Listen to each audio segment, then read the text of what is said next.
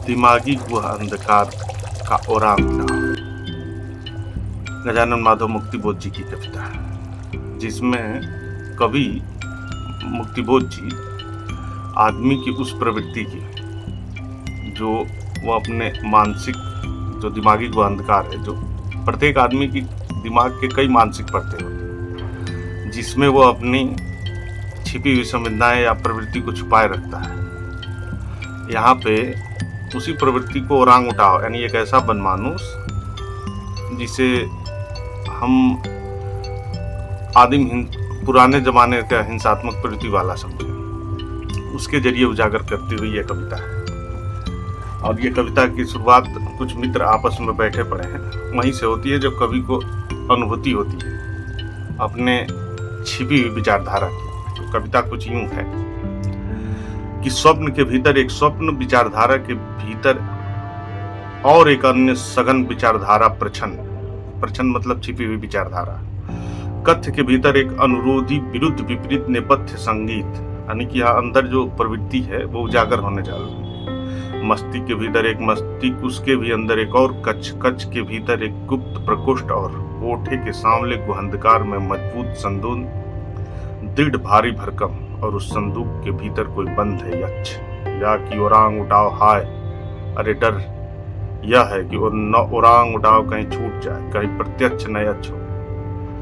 यानी कि कवि को अपनी छिपी हुई विचारधारा जब अचानक उजागर होने लगी, उसके दिखावटीपन के बावजूद अंदर से उनसे अनुभूति होने लगी, अपने बनमानुस के अंदर के बनमानुस के दिमागी गुहा अंधकार, उस सोच को यहाँ पर उजागर किया जा रहा है कवि द्वारा। अब आगे है, करीने से सजे हुए संस्कृत प्रभा में अध्ययन गृह में बहस उठकड़ी जब होती है, विवाद में हिस्सा लेता हुआ मैं सुनता हूँ ध्यान से अपने ही शब्दों की नात। वही मित्र जो बैठ के अच्छे से रूम में बहस कर रहे हैं और सभी बढ़ चढ़ के बातें बता रहे हैं क्रांति की, सुधार की, तभी ये जो कवि की अनुभूति होती है, अपनी नाद आवाज सुनाई देती है। प्रवाह और पाता हूँ अकस्मात स्वयं के स्वर में ओरांग उठाओ की बौखलाती हुंकराती ध्वनियां।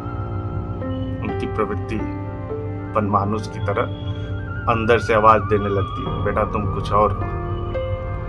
एकाएक भयभीत पाता हूँ पसीने से सिंचित अपना यह नग्न मन, हाय हाय, और न जाने ले कि नग्न और विद्रूप असत्य शक्ति का प्रतिरूप प्राकृत ओरांग उठाओ यह मुझ में छिपा हुआ है।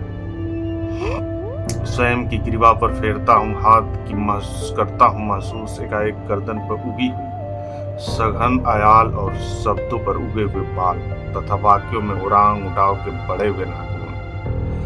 दिखती है सहसा अपनी गुच्छेदार मूंछ जो कि बनाती है कविता, अपने ही बड़े बड़े दांत जो कि बनते हैं तर्क, और दिखता है प्रत्यक्ष बौना या भाल और झुका हुआ माथा। जाता हूँ चौक मैं निज से, अपने ही वालदार सज से, कपाल की धज से, और मैं विद्रूप वेदना से ग्रस्त हो करता हूँ धड़ से बंद व संदूक, करता हूँ महसूस हाथ में पिस्तौल और बंदूक। अगर कहीं बेटी व खुल जाए ओरांग उठाओ, यदि उसमें से उठ पड़े धाए धाए गोली दागी जाए, रक्ताग फैला हुआ सबोर ओरांग उठाओ का लाल लाल खून तत्काल। ताला लगा देता हूँ मैं पेटी का, बंद है संदूक।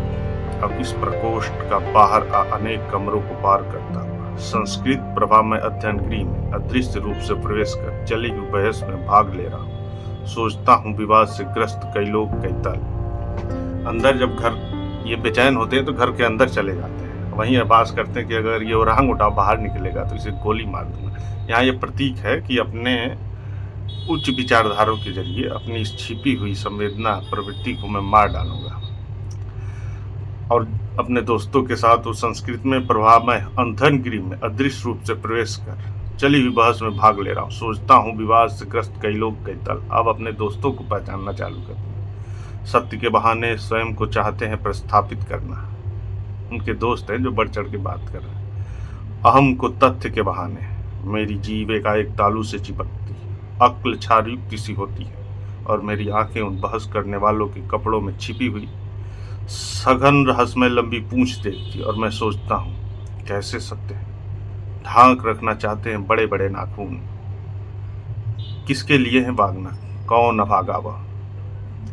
यानी कि जो उसके मित्र हैं, कोई सिपाही है, कोई बाबू है, कहीं बैंक में बाबू है, तो किसी अन्य कृषि विभाग के कार्यचालय या शिक्षा विभाग के, उनके जो नाखून है वो किस तरह से लोगों को नोचते बटोरते होंगे। इससे पहले ओरांग उटांग उनका अपना दिखा था, जिसको वो संदूक में बंद करके गोली मारने की भी तैयारी करा है। और जब दोस्तों के साथ दोबारा बैठते हैं तो उनके अंदर भी उनकी बड़ी बड़ी बातों के बीच में ओरांग उटांग की पूछ दिखती है। तो ये है मुक्तिबोध जी, जो अपने समय में हमें सचेत करते रहे कि पहले व्यक्ति अपने में सुधार लाए, और ये व्यक्ति, मध्यवर्गीय व्यक्ति, फिर समाज बनाए, एक ऐसा समाज जो सर्वहारा के साथ खड़ा हो, हर एक अन्याय के खिलाफ एकजुट हो, समासिक हो। उन्होंने पहचाना था कि अगर व्यक्ति खुद में बदलाव न करे, वो समाज के लायक न बनाए, तो खुद उस व्यक्ति को भी कोई लाभ नहीं मिलेगा जब उसके आसपास का समाज न बदले। और उसको बदलने के लिए खुद को बदलो और अपने आप को समाज से जोड़ो।